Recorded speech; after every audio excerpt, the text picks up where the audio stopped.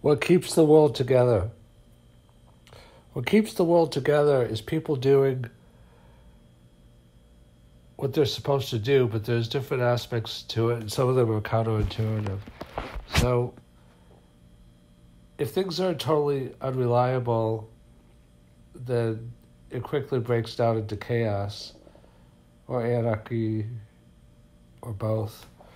So, if you go on a plane and it's likely to crash, or even if there's a 1% chance that it'll crash, then, no one's going to want to take the airplane. If you go into a restaurant and there's a 1% chance you'll get food poisoning, nobody's going to want to go into the restaurant. Now it's interesting, with the pandemic, I don't know if it's a 1% chance or what the percentage is, but, people are still, doing a cost-benefit analysis and going out, to work. Not everybody, but, even knowing that they could get sick because, there's also the argument that being poor and living in poverty, contributes to death and sickness as well.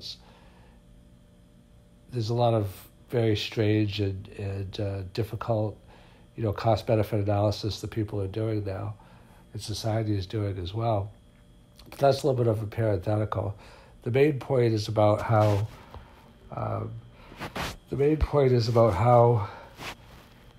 the world is kept together. But I want to give the contra-introduction to that, or the different offshoot of it, which is that it's not only doing what you are meant to do or have to do, but it's doing it at a high and intuitive level and from a state of inspired action. So let me state what I mean from that. So the people that work at McDonald's or Burger King or Subway, they probably work as hard as the people that are making 10 times or 20 times or 50 times their salary. So people that are working for minimum wage, whatever that is now, $8-10 an hour, whatever it is. People that are working for $80 an hour, are they working any harder? So it's not just a matter of working harder or doing more of what you're supposed to do. It's a matter of some people might call it being in the right place at the right time, but I would call it building up the knowledge and skill set to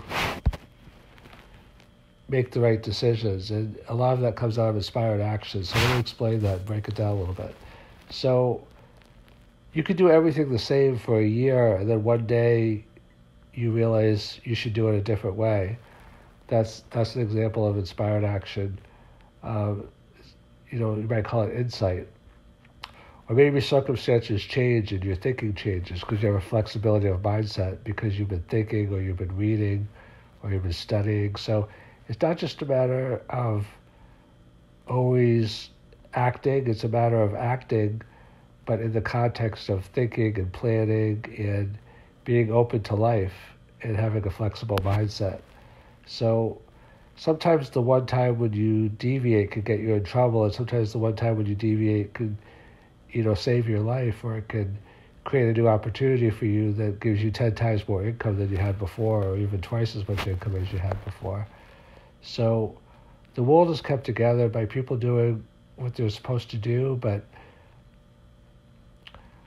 the differences in what you can achieve in your life from one level to another is also reflected in your ability to maneuver and learn and be open to inspired action. So I once heard a person say, how does a running back know how to cut to the open hole?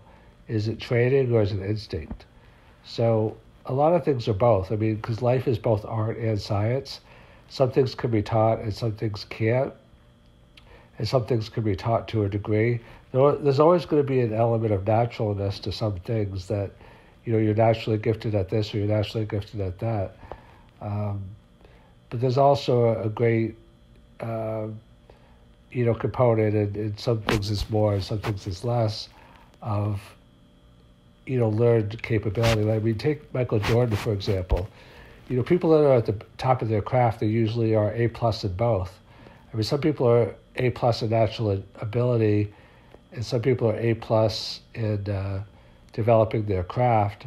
I mean, developing your craft and persistence in a lot of cases is even more important than natural ability. But Michael Jordan is the best basketball player who ever lived because basically, in my opinion, and probably a lot of other people's opinion, he was A++ in natural talent. I mean, the way he could leap and, but he was also an A++ in his work ethic and his competitiveness and what he brought to the table, even apart from his natural ability.